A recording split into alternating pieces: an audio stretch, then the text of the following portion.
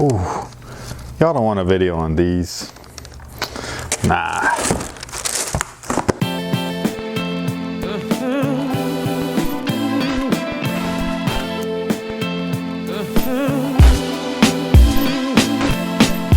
What's good, guys? This is Nightwing2303 from WearTesters.com. Today we got a quick, detailed look at these guys right here. This is the Nike PG2. I am very happy to have these in hands, and let's get into it. I know a lot of you guys probably hear this a lot, I say this a lot, but they look way better in hand than they do in pictures. Leaked images just don't do shoes justice 9 times out of 10. This is a perfect example of that. These guys look pretty fresh. Now the PG2 is a budget-friendly sneaker. The retail price is still $110. Still $110. Had to make sure, you know. I brain fart all the time, man. You never know what's gonna happen. I never know what's gonna come out of my mouth, so. But like I was saying, they're still a budget-friendly model. Retail price hasn't changed between the 1 and the 2, which I think is fantastic. The tech has changed just a little bit, which again, I think is a good thing. The materials, I will say right off the bat, definitely not as nice as the PG1. However, the cushion is way better than the PG1. These guys, I mean, they're bouncy up front, man. They're bouncy. So first off, look at that traction. It is beautiful. But as far as performance goes, I think that this is gonna work out a lot better than the PG1. I thought the PG1's traction was okay. I just didn't think it was great. This stuff, however, is a little bit different. The pattern is widely spaced apart. It's in multiple directions like it was on the 1. And then the rubber itself is very soft, very pliable. I probably wouldn't recommend hooping these outdoors. I mean, you could just push this stuff over, no problem with just your fingers. So I think as far as an indoor wood court goes, these are gonna grip really nicely. They'll probably grip an outdoor court just as nice. Just know that it'll burn through the rubber a lot faster than something else. We still have a Phylon midsole. This one feels better than the PG1. It doesn't feel like a brick. I know that a lot of people love the PG1, which is awesome. I'm not taking anything away from your guys' opinions and thoughts.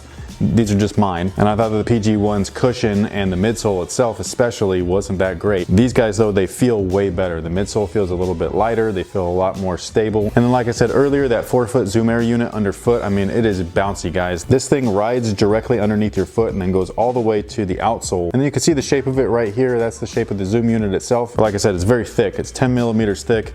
It feels great. Now, as far as materials, some of the materials are not as good as the PG1. Like I said before, this like rear section with the suede is not as nice as any of the PG1 colorways, in my personal opinion. But I will say that the mesh I do think is a lot nicer, a little bit thicker, a little bit stronger. So it should be a little bit more durable on these guys than it was on the PG1. Something that I love though is that they incorporated that suede on the toe area right there, on the toe drag section, if that's what you want to call it. Just like they did on the Kyrie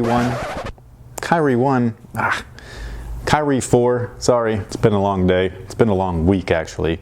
And I just love this stuff way more than I do fuse and synthetics and things like that. I would prefer this, even though it's not a premium material. I would take this over a plastic any day of the week. The internal booty is back and it's better than ever. I find it to be very comfortable. Inside there's a lot of heel padding. I think that it's awesome. It really cups and sucks your heel in to the rear of the shoe. Meanwhile, you got all different kinds of laces. You got laces on the inside, you got laces on the outside, you got laces right here at the midfoot. I think it's fantastic. They fit great. True to size, by the way, for anybody wondering. Now what I really like is the adaptive fit lacing right here at the forefoot. So what they've done is they've taken away the strap from the 1 and they've added these guys right here so that wide footers can still work with these without it being too snug or tight.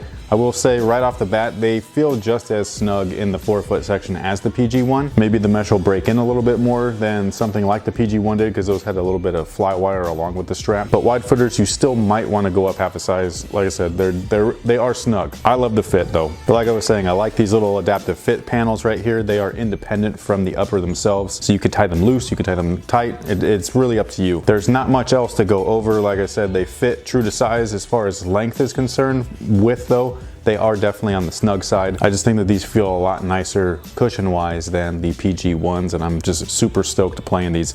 Really excited. I don't know what else to say. And that pretty much takes care of it. Just a quick breakdown of the actual materials. My overall quick thoughts of them now that they're in hand. These guys are way lighter than the PG1s, man. I think you guys are gonna like these. If you like the PG1s, I think you're...